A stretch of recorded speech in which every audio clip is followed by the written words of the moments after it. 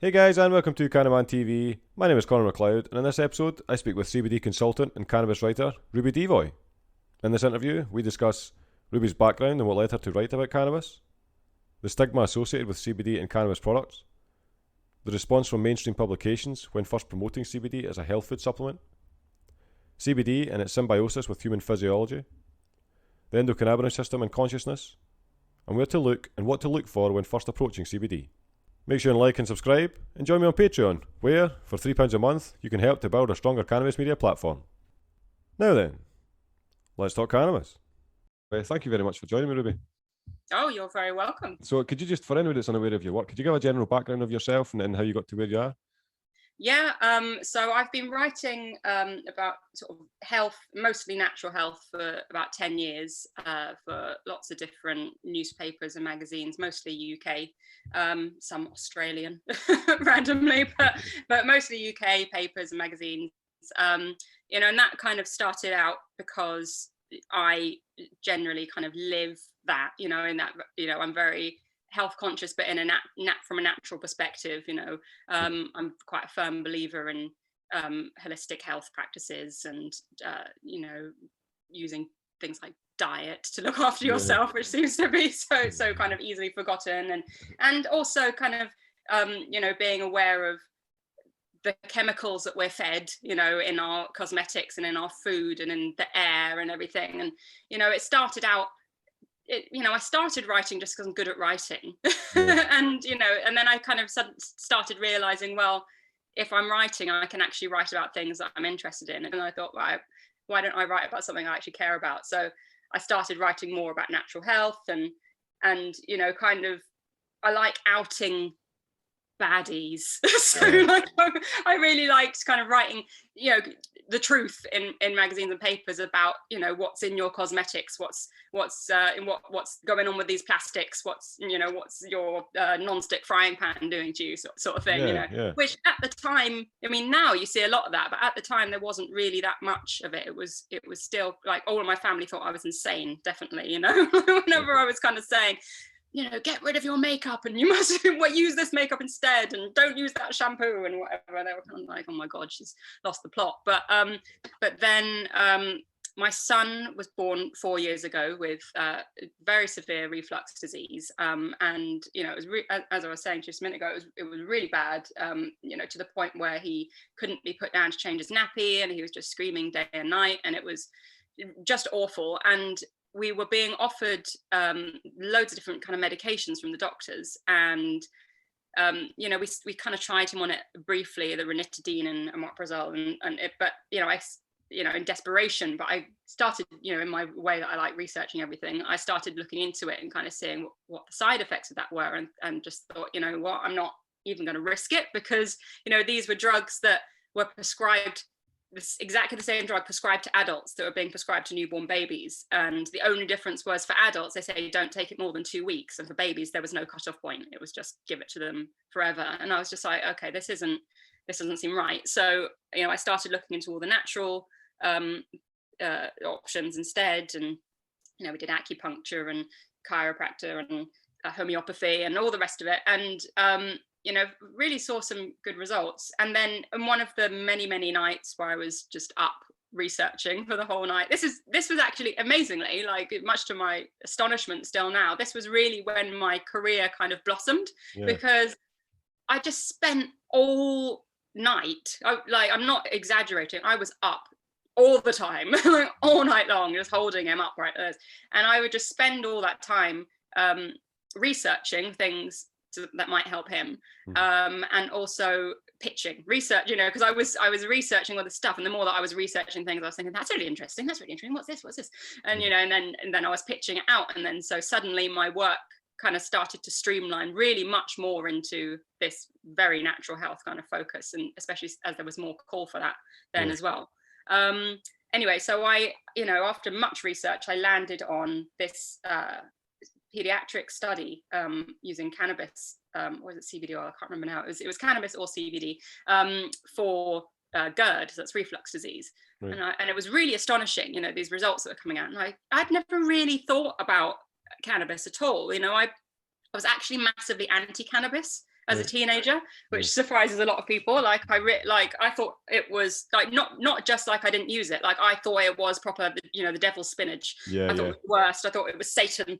But it was just, I just had bad experiences with it. I saw people using it in a way that, this is what I'm always saying to people. People who argue that cannabis is this terrible thing. I'm always saying, well, there are people that use it in a negative way. Like you can use anything in a negative way, but so anyway, I saw people using it in a negative way, so I had these very negative connotations. But then I started researching it and finding out, like seeing these studies and kind of thinking, oh, this is really interesting. And my partner has Ehlers-Danlos syndrome, and so obviously a lot of things were coming up about that, because that's something that cannabis is used for a lot. So it's basically a condition that just affects everything in your body. It can be very, very mild. He has it very mildly, fortunately, but some people have it very, very severely, to the point where they can't walk, and their bones dislocate all the time, and it's just awful. But cannabis has been shown to be like really, really amazing for some people with that. So so I started seeing that, but this was my first real introduction to cannabis as a medicine. I'd never really considered it before. I knew about it as a spiritual plant, because I'm not religious at all, but I'm quite a spiritual person. And I had been introduced to it in that way in my 20s. I went out to America, and I was staying with a Native American, and they kind of introduced me to cannabis and datura as a medicine plant. So as like a Native American medicine plant, not as in a Western medicine, like spiritual medicine plant. And how how it affects reality and your consciousness and your ability to connect, I suppose, and see differently. So I knew of it in that way. So I wasn't against cannabis at this point, like I was as a teen. I had rediscovered it in a different way, but just didn't know its therapeutic value. And then that I was interested, but that kind of fell by the wayside because I was still doing a bunch of other stuff. And then a couple of years later, I was on this writers page on Facebook, and Mary Biles, so I know you have previously interviewed, she had actually put up just a post. I didn't know who Mary Biles was at all at the time, and she put something up like saying, are there any health writers? I need a bit of help with something. Are there any health writers out there? And because I was just on this like mad pitching spree of like every second of the day, I was like on it. Any jobs that there were, I was like, I will do that. I'm here. So I sort of wrote to her saying, yes, I'm a health journalist. I can help. And then I didn't hear back from her for ages, really. Oh, she said, there might be some work from clients, but nothing really came of it. And then months later, she wrote to me saying, I've got this client. It's a CBD client, and I don't have enough time to take them on. So, would you like to do it? And obviously to speak to them and whatever yourself. And I was like, oh yeah, okay. I was interested. I didn't really know much about it, but I thought, yeah, okay, I can do that. And so I contacted them, and they got me to write a little bit for them so that they could see if I could write, basically. And obviously I could, and so they said, yes please, we'll commission you to write 40 articles about cannabis and CBD. I'm like, right then, okay. So now my research really starts. Okay. So then I had to write 40 articles about cannabis. So of course I started researching the very, very basics. What is, it was CBD, it's a CBD brand, but they were general cannabis advocates, so that was helpful. That it kind of introduced me to the whole plant to begin with. So I started researching CBD, and immediately was hooked. I was just it got me back in there again. I'd done this preliminary research, but I think if you really spend any time at all researching cannabis, even 10 minutes, if you just take time, if you just step out of the preconceived ideas of what cannabis is, and you just have a look at the evidence that is there, of which there is a staggering amount, you will very quickly realize this is something very, very special. And that is what I realized. I started researching it, and immediately it was just like, this is astonishing, and why isn't everybody talking about this? I was immediately sort of seeing obviously the first bit, understanding how it works, learning about the endocannabinoid system, and how it interacts with the body, and that, at the time it was just the very, very basic stuff. I've gone much deeper into it since, but I just couldn't believe the things that I was reading, and I couldn't believe these studies that were there and were coming out, and that we weren't being told about, and nobody was being told about. There's just it's used for cancer, it's used for arthritis, and it's used for autism, and it's just so many different things, which, and a total 100% safety record. There was nothing I could find that was suggesting it was dangerous at all.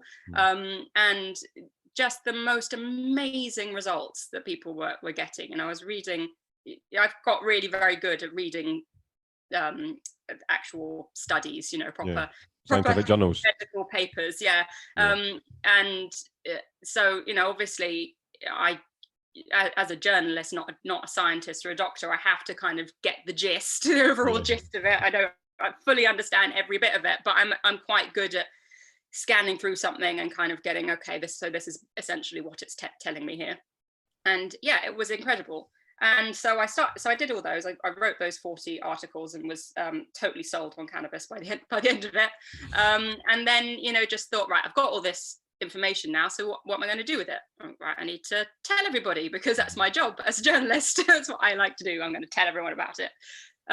So I started pitching loads of stuff to magazines and papers, and very, very quickly discovered that the vast majority of magazines and papers won't run anything really on cannabis. It's starting to change a little bit now, which I'll get into later, but at the time it was really just flat out no.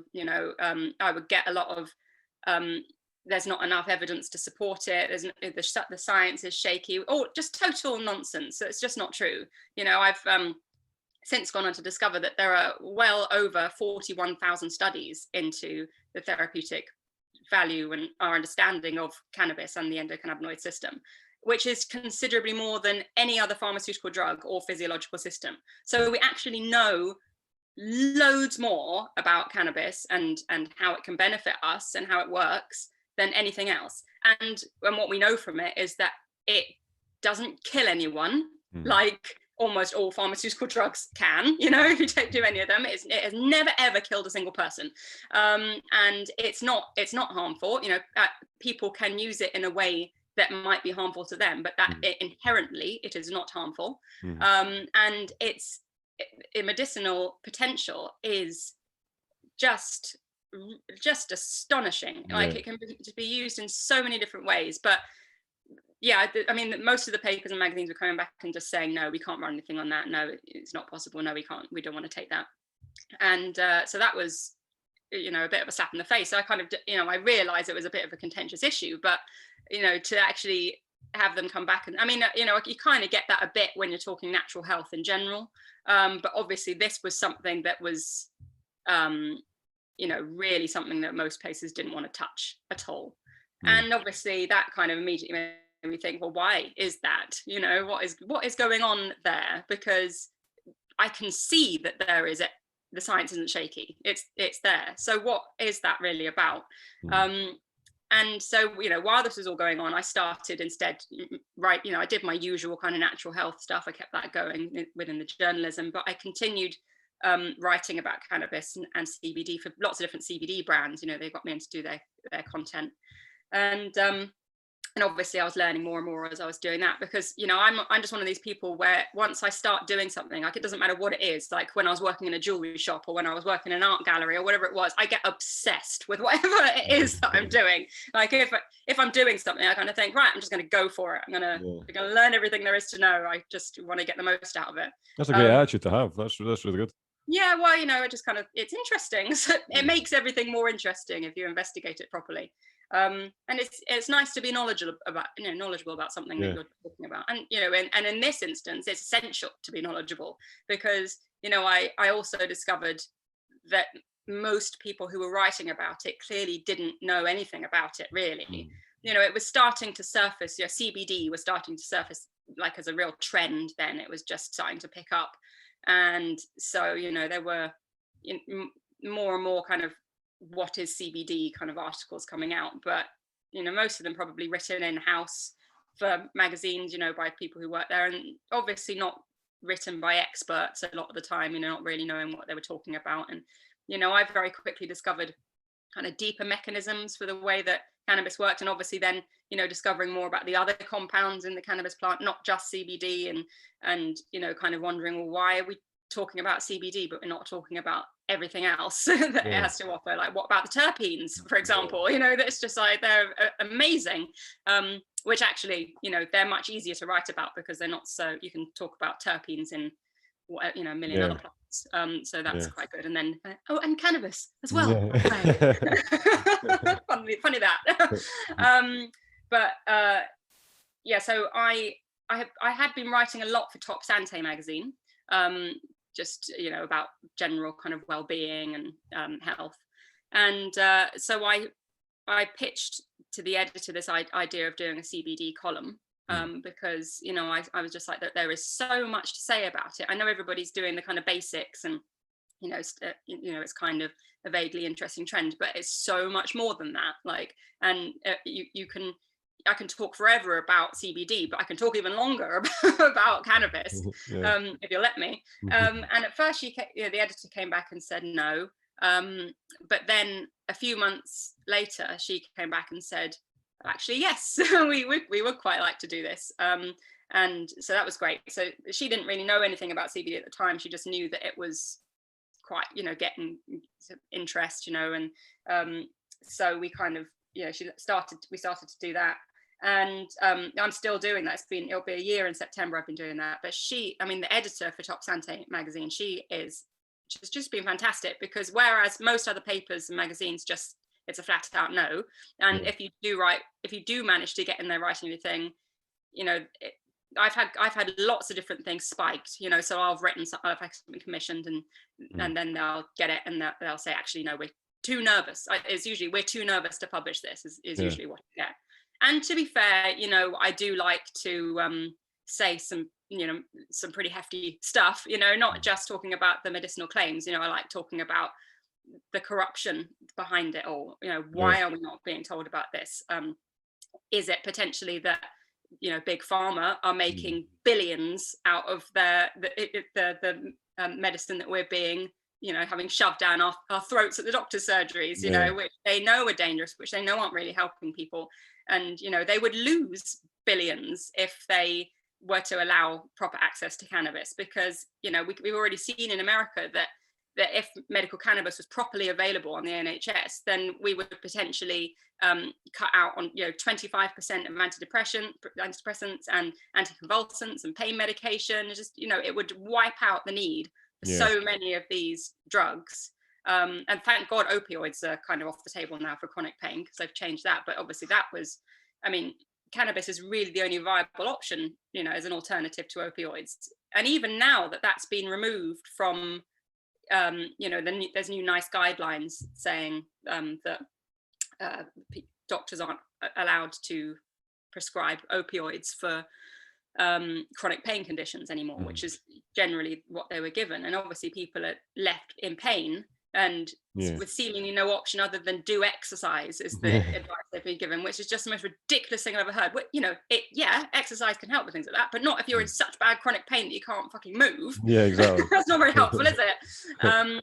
But, you know, even so, people aren't being told that cannabis is the option for you here. And that is something that is literally saving people's lives right now. Is certainly transforming people's lives, and in many cases saving it.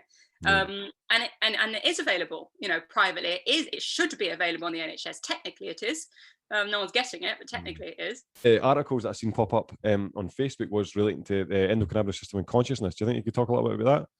Yeah, well, okay, so, you know, as I was saying, I am sort of a spiritual person, in that I'm interested in spirituality, just because, you know, we know nothing. We really know nothing about the world and ourselves and the universe and how we came into existence. And like, we're utterly clueless, like not just on a quantum scale or on a spiritual scale, you know, as well. On a physical scale, what was it? I knew that a very small portion of the sea had been, you know, explored, but I saw the other day, it's like, what, 5%? 70, the world is covered with 71% water, and we've explored 5% of it.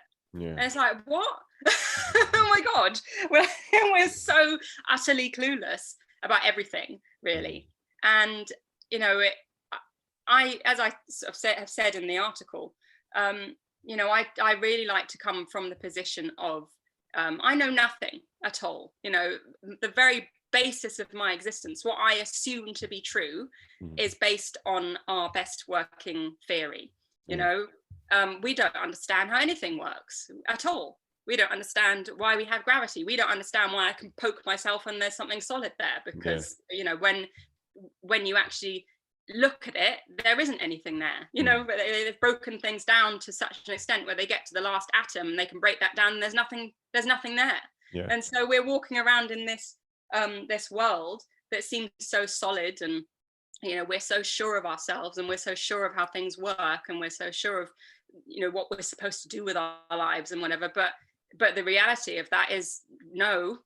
No, we're not. Nobody could possibly be. Not even the top scientists in the world really have any idea. And you've got to come from that position, because if you don't come from that position, you will never discover anything new.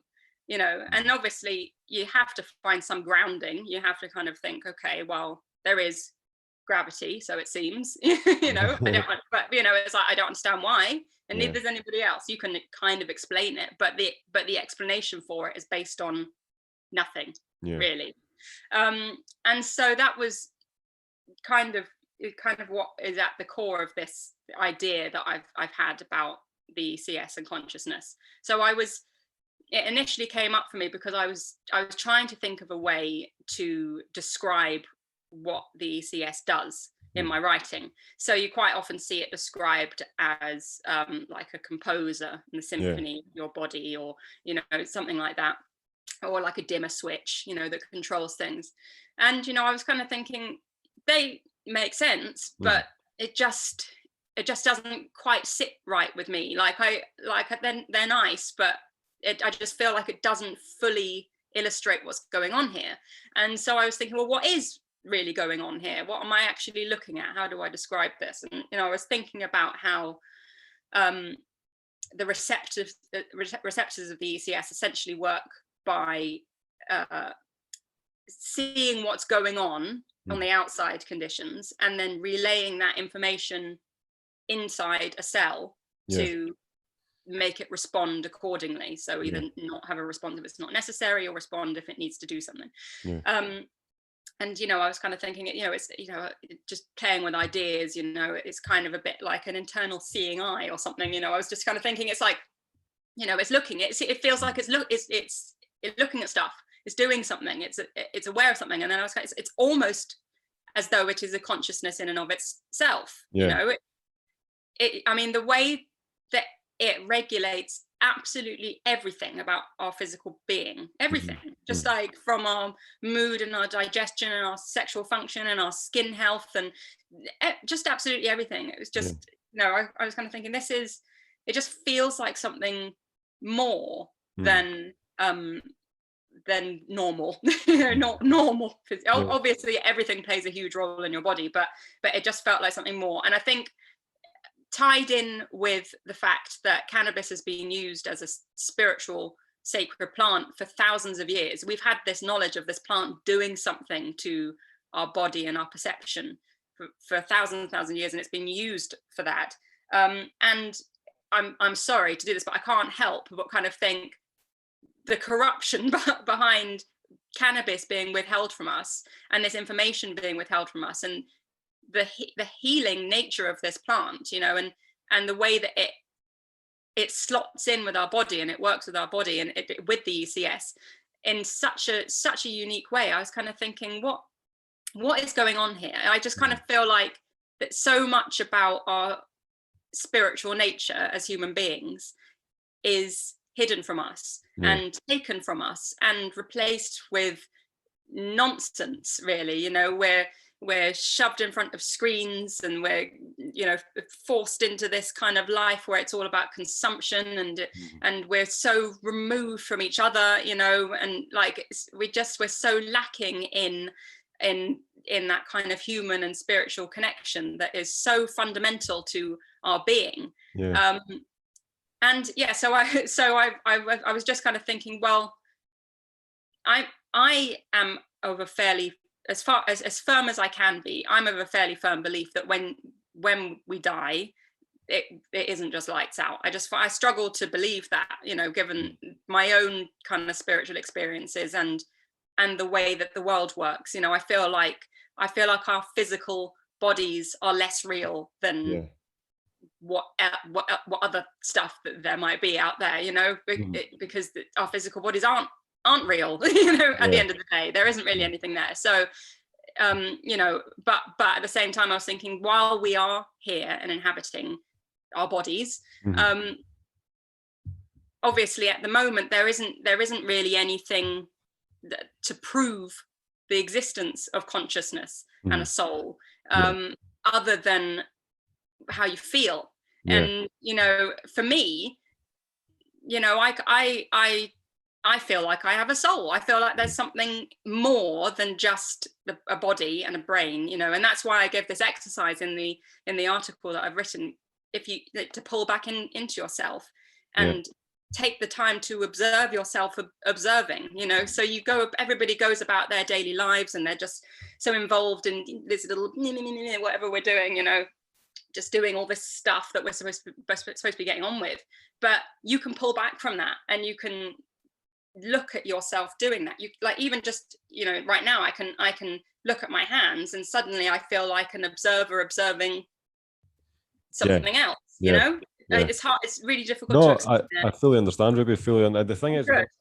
When I read your article, one of the things that popped in my mind was, because you're talking about the shamans and the practices that they use and stuff like that, and I was thinking that about how psilocybin interacts with your serotogenic system, and how essentially your serotonin system is under the umbrella, as you mentioned, of the endocannabinoid system, and that's what I was thinking. I was like, it's quite interesting, because when you take psilocybin, it affects your serotonin. It does lower your default mode network, which does allow your inhibiting senses to be removed, essentially, which extends upon your consciousness, and it allows you to see, and I don't mean see things that are already there, I don't mean that, I mean along the lines of, it allows your mind to increase its receptor potential in order to engage with frequencies that ordinarily wouldn't be accessible to us. And this is one of the things that I find very fascinating about your proposal that endocannabinoid system might be in huge proportion to that being in play, because essentially it couldn't not be, because essentially it precedes the serotogenic system. So that's what made me find it so fascinating when you're reading over your articles. Like, hey, this is quite good, because it's like, maybe pursue that more, you know, that and endocannabinoids and all these different other things, you know. It's really fascinating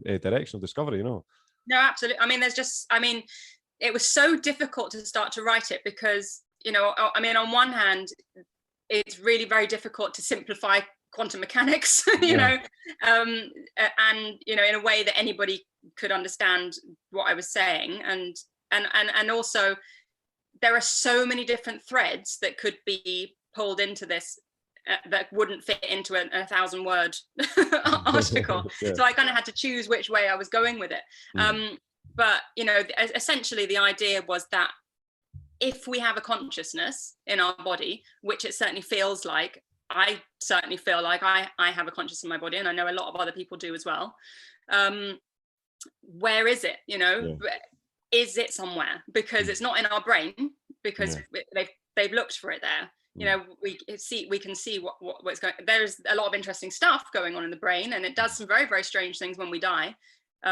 Like it can kick back into gear. The consciousness part of your brain, the cerebral cortex, kicks back into gear after you've died, to an extent that's much, much more than when you were alive.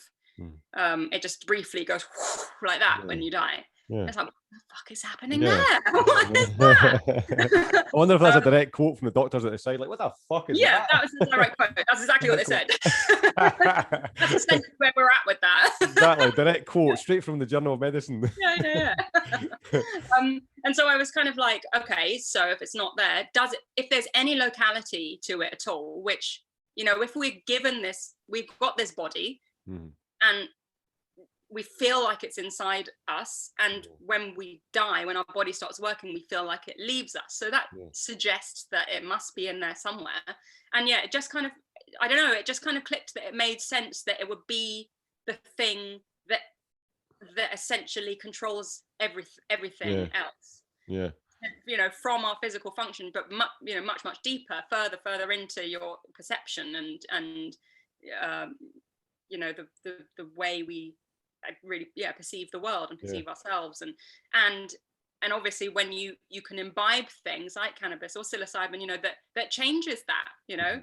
And you know, that, I mean, that's a whole other wormhole which I could fall into, because I've kind of got this idea of, well, if that is going on, does that mean that when we you know, smoke cannabis, for example, and that, you know, interacts with ICS, are we merging with the consciousness of the plant? I mean, that's a possibility. And then, you know, further into that, obviously with cannabis, it's so vitally important that you get a good grow. You know, if you have cannabis that's horrible, you know, it's been grown using chemicals, it's been badly looked after, whatever, you know, it's horrible. It's a horrible experience. And most people who are against cannabis have smoked that cannabis, and it is awful. You know, I've smoked that cannabis and it is nasty. I've got a few names going through my mind. A few friends going through my mind at the moment, like, that bastard gave me that shit. Oh my god, like most of the stuff you'll get out there is really, really horrible stuff. But you know, if this idea of there being this other consciousness, and why not, you know, why not, there is recent evidence to suggest that plants do appear to have a consciousness. They grow up towards the sun. What was it French beans or something, I think it was, the study they were doing recently. But don't get me started, I won't be able to eat anything. No, it's brilliant though, Ruby, because I fully agree that there's this I'm exactly the same. When you said that you're not religious but you're spiritual, I'm exactly the same. I have this, it's very interesting, because I'm currently, my most favorite recent discovery of an intellectual is a guy called Joseph Campbell, and he talks about, it's the same with Jordan Peterson. He kind of talks about it briefly as well, but people disregard him because of his opinions over the past few years politically. And people kind of stop listening to you if you mention his name. So Joseph Campbell's good because he's like 10 or 15 years ago, and he talks about mythology and how the importance of mythology and how religion, the new age of religion requires a new perspective because it's a different people. But it's the same dynamic. So it's essentially, there's this basis of acquiring knowledge, and I think the context of the society depends on the context of the direction the knowledge gets acquired. And I think if you go back thousands of years, there was no technological revolution, so you're dealing with people who were associating spirituality with physical matter. So you've got the sun in the sky, you've got paganism and all these different other things. We're now at this stage of technology where you could essentially, there's this thing, there's like occultist knowledge, and I'm a firm believer in magic and all these different things, right? And how you could literally manipulate your physical environment based on your conscious approach to what you're doing with your environment. And that's where I think these things like manifestation arrive. So Tibetan Buddhists in my article, exactly. And that's why it's poignant, because of the fact that like the conscious element, the basis of people saying like there is no physical matter and yet consciousness, because this is one of the things that I find quite interesting about the hard problem of philosophy, that you're dealing with these physical, objective, functioning mechanisms such as your heart, your brain, your body, but then you've got the subjective experience, which is consciousness. And so every single one of us have these objective mechanical elements, which is your physiology, but which is all the same. That's why you can do transplants. But our consciousness is 100% subjective, 100% unique, and that is 100% counterintuitive to what the scientific method implies. And I think this is one of the things that's so interesting, is that it feels to me like that we are all collectively engaged in one consciousness, but we're experiencing it subjectively. And that's what I think it kind of feels like, that we're all walking about every single one of the day of our lives. And I think that's why you could almost, I put a lot of emphasis on the skill to acquire what's going on in the universe lies in intuition. Intuition, I think, is the tool, that's the utility that's required in order to fully harness the little voice that's talking to you. And I think that little voice, it's not your consciousness. It's essentially a consequence of it's like people call it God and all these different things. It's the presupposing factor that arrives before your conscious being. So God, because that's what I mean, I'm not biased to any religious doctrine, but I do believe that there is a God, a universe, an energy. There's something that makes it that it seems very, very difficult to not think that the universe is consciously interacting with you on a reciprocal level. So there's a thing where, and I mean, even like you mentioned there, one of the things about Buddhism, one of the things you kind of tend to figure out what's fundamentally true in human society if you look at different spectrums of analysis through different factors. So you've got science, you've got different forms of religion, you've got other spiritual leaders, you've got people who are just inquiring about human physiology, and even though these are different categories and different spectrums of society, they come to a similar conclusion. And because we're very tribal, we're very compartmentalized as a species, they don't lean over to the next field to figure out what's going on. They stay in science, they stay in religion, they stay in spirituality, they stay in holistic approach. And this is what I find so fascinating about this, is that I do believe that we are engaged in this conscious process. And I think a lot of people think that, oh, God doesn't exist, or this isn't true because tragedy lives in the world. And I think that that's an error to approach that way, because the reality is you require tragedy in order to have euphoria. This is the way it is. You need to have the spectrum. You need to have a broad spectrum which incorporates everything. And I think so many people are so subjectively orientated that they focus on one dynamic of the society, which they imply covers it all. And the reality is, no, that's a spectrum. It's as if to say that all temperature is hot. It's not. Temperature is one factor, but you've got hot and cold on both spectrums, and both have a different approach depending on who's looking at it. Some people will prefer it when it's a hot day. Some people prefer it when it's a cold day. And this is obviously a very rudimentary approach. But when I read your article and I thought that about the endocannabinoid system, I found it really intriguing because, as we mentioned, the endocannabinoid system underpins every physiological function. Your consciousness, the basis of promoting thought, is essentially a consequence of something that happened prior to that thought arriving. They've got this thing where, again, Ruby, I'll fucking wrap this up because I'll go on for ages. But there's this thing. There's a guy called Sam Harris, who's a neuroscientist, and he talks about this thing where you could do this test on free will, and excuse me, and it's not really to undermine the basis of free will. I don't, even though he implies it to be that. I think it's so what he does is he says to the person, if you think you've got free will, think of a city. And he asks them, he's like, you could do it now. He's like, think of a city, okay? He's like, you thought of one, right? Okay, what was a city? And the person's like, New York. He's like, right, okay. Why did you not think of Glasgow? And they're just kind of looking at him. He's like, why did you not think of London? Why did you not think of, like Seattle? Or why did you not think that these places exist? And the person's looking at him kind of thing. And he's like, so what that implies then, he says, you don't really have free will because you don't even know why you chose that answer. And which does provide a slight insight to this. And the only thing I would say is it gives reason to believe that we are consequential creatures that are essentially living every day of our lives in retrospect. And I think we're so tied up in the ego center of your psyche that we confuse that the daily struggle of survival is the moment. And it's not. It's a consequence of a moment that existed prior to that action. And I think this is what's so fascinating about this is because I really do believe, again, I was watching this guy called Noam Chomsky, and he says this, and he made me feel so depressed, Robbie, because I was like, fuck, man, because I'm doing the same as you. You're trying to figure out what's going on in the world. And then, and what he'd said, because he's a really intellectual dude, and he went, the more and more you learn, the more and more the horizon goes away from you. And I was like, shit. So the more and more you learn, the more and more you're not going to know. Is that what you're telling me? And that's what makes me think that. I was like, I really don't think that what we get told on the basis of consciousness is even like somebody it's as if taking, like you mentioned about water, it's like it's, in fact, that's probably a perfect metaphor for that. The amount of water that's been covered is 5%. We would be struggling to probably think that we know about 5% of consciousness, So that's perfectly said. But sorry, Ruby, I'm fucking a nightmare for this. Sorry. No, it's really interesting. It's really good. Nice conversation to have. Yeah, so I'll throw in this question just because I'm going to have to get going in 5 minutes or so. Yeah. So essentially, for people that are actually first coming to CBD, what would you essentially recommend for how they would go about figuring out what it's all about? Oh, right. Okay.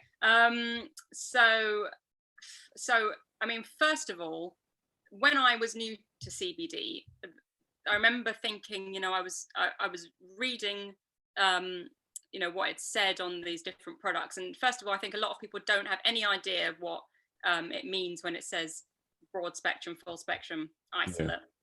So the first thing to know is that isolate is just CBD on its own. CBD is an amazing molecule. It can help with lots of different things because it works with your endocannabinoid system as well as other receptors like your serotonin receptors and dopamine receptors and vanilloid receptors, which like pain transmission. But essentially, it's usually best for mood. That seems to be what it has the greatest effect on, whereas other cannabinoids, particularly THC and CBG, it seems at the moment, CBDA, I think it is, are better for things like pain or PTSD and things like that. So generally, I prefer broad and full spectrum. If we could get proper amounts of THC here, I would love that because so many people, not only recreationally, but so many people benefit from that because people are terrified of there being THC in it, and it's really one of my bugbears. And I realise we've got all the regulations here, which are a pain in the ass, but don't be frightened of THC, please, God. Like one of my pet peeves about cannabis as a whole is these preconceived conceptions we have of it, like that needs to go. Everybody who is interested in CBD needs to realize, if you're interested in CBD, which you should be, because if it's a good brand, it can really, really work wonders for people. But you can't like CBD and have a problem with cannabis. So the fact that CBD is being socially acceptable but cannabis is not, there's so much disparity there. So that needs to go. Check the lab reports. Always buy organic, because cannabis is a bioaccumulator, which means it slurps up everything from the soil and all around it. So if it's grown using chemicals, that will go into it, and then that will go into you, and that's not what you want. So organic, third party tested, so you can read the lab reports and see that it hasn't got any nasty chemicals in there. And also you can see what cannabinoids are in there. Sometimes you might get to see the terpenes, but usually that information isn't there. It'd be very nice if it was, but it's not. Some of them do, but not many. And when you're looking at the lab reports can be very, very confusing to read. But essentially what you want to see is, if it's claiming to be full or broad spectrum, you want to see some numbers there for the other cannabinoids, because a lot of brands say that they're full or broad spectrum, but essentially they're not. They're basically isolate, because really they have these trace amounts of other stuff and CBD in there. If you want to get the benefit of the whole plant, which most people do, whether they know it or not, because there's something called the entourage effect, where everything works with each other to kind of support your whole body in lots of different ways, and also because at the moment there is some really interesting research going on to find out which cannabinoids work specifically with certain conditions. But until we know more about that, until we have that more readily available, not just the information but the products, it's best to, I would suggest, go for more. Although it can, if you were talking about cancer and things like that, there are some things being developed at the moment, proper cancer medications using certain cannabis compounds in Israel, which they have found that certain cannabinoids do block other ones if you are needing it for a certain requirement. But obviously we're getting more into proper medical stuff there. So yeah, organic, full or broad spectrum, trusted brand. If they're not, I mean, it's hard to say. If you don't know anything about it, then it's kind of difficult to know if they know anything about it. Don't be frightened to ask them questions. They can't really tell you anything about what it can benefit. This is the thing that everybody needs to understand as well. CBD brands are not allowed to tell you that CBD has any therapeutic value, really.